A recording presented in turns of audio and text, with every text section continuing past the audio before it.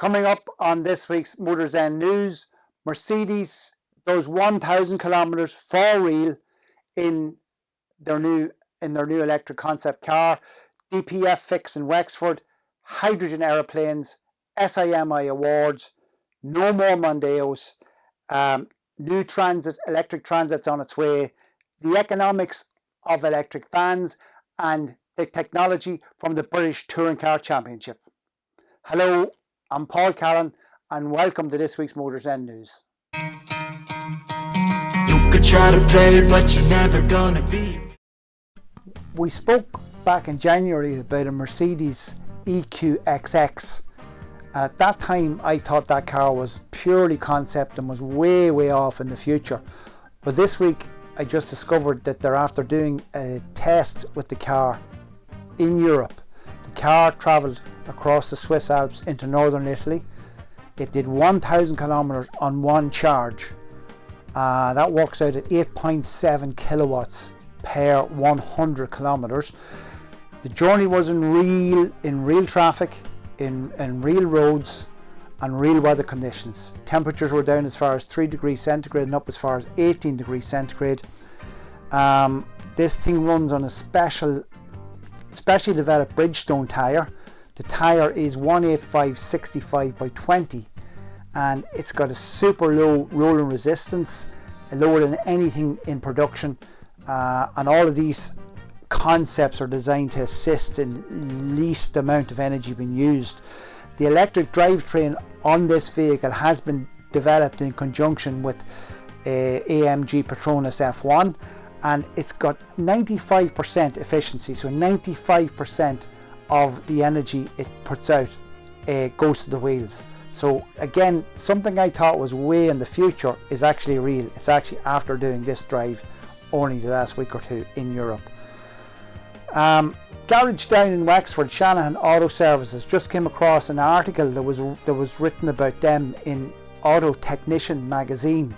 It's a UK trade magazine, so a fair achievement that some of our Irish garages have got featured in that magazine. Keith Shanahan's the man down there in Wexford, and he is part of the DPF Doctor network.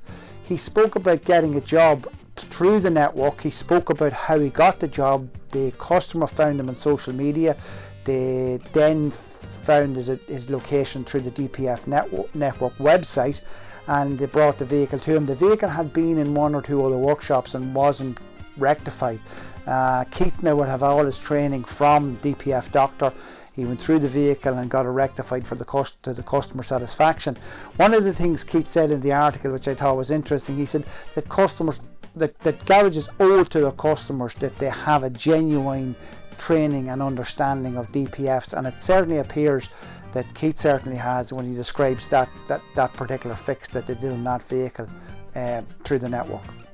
In terms of flying and flight, we hear that emissions from aeroplanes is massive, and you know what's going on there. And we've been, people say, "Oh, you're going to have electric airplanes." People say, "Oh, I'm not going up in an electric airplane. What happens when the battery goes flat?" Well, what about a hydrogen airplane?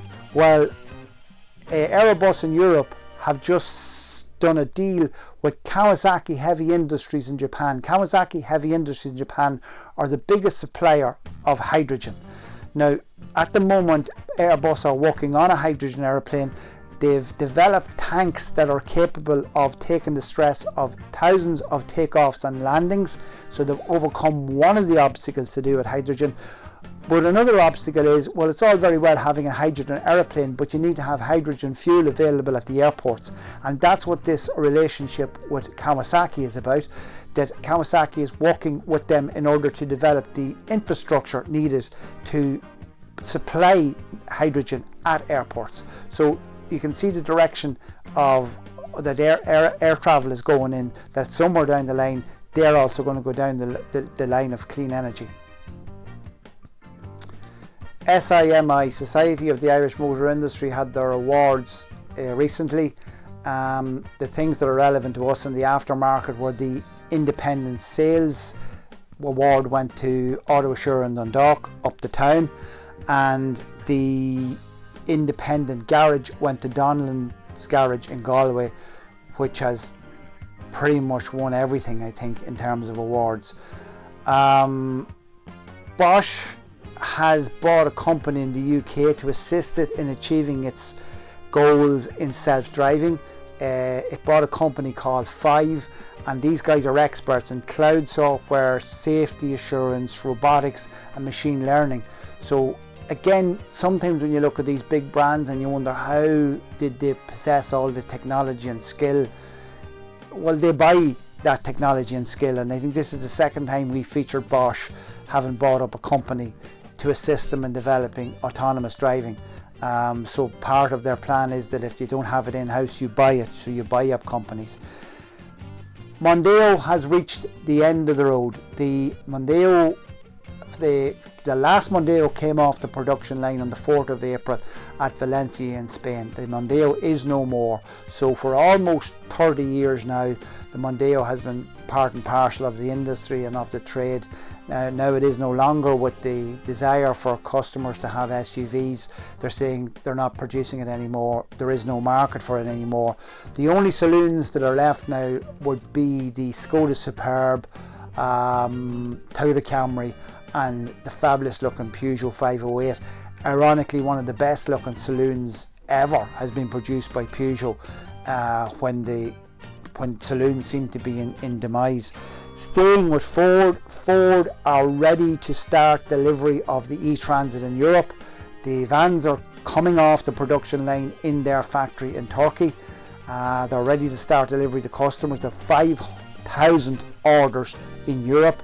They've got something in the region of 10,000 orders in the States. The States has already been delivering. In March, they delivered 528 electric transits. So again, a traditional form, a traditional area. There was diesel, could only be diesel, there was always going to be diesel. Well, they're electric, so the electric transit, you're going to start to see a few in Ireland now very soon because they are being distributed from the factory, so they're coming along as well.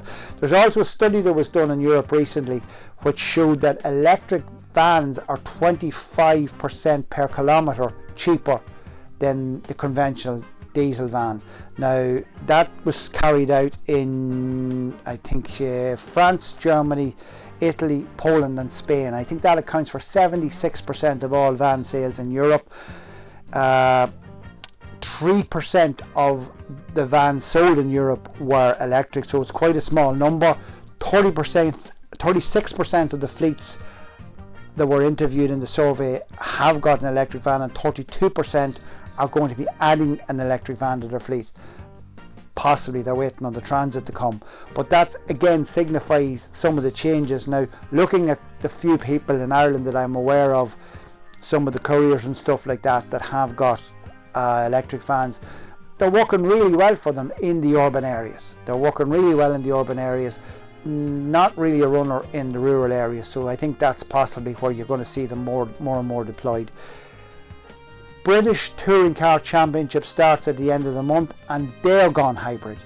But the big news here is for all you traditional internal combustion engines, the lover of the internal combustion engine is probably a lover of Cosworth, because that name is synonymous with fantastic. The Cosworth V8 and F1, the Cosworth engine in the Sierras and stuff like that, synonymous with big conventional high powered internal combustion engines, while Cosworth are making the hybrid battery and electronic side of British touring cars for this season.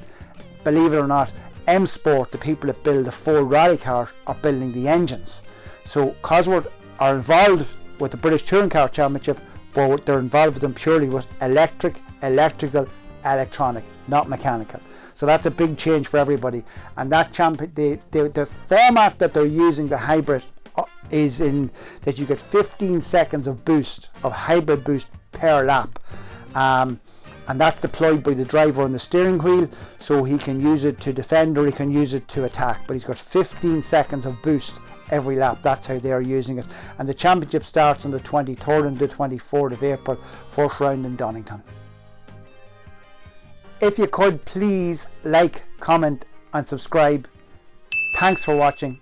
That was this week's show. You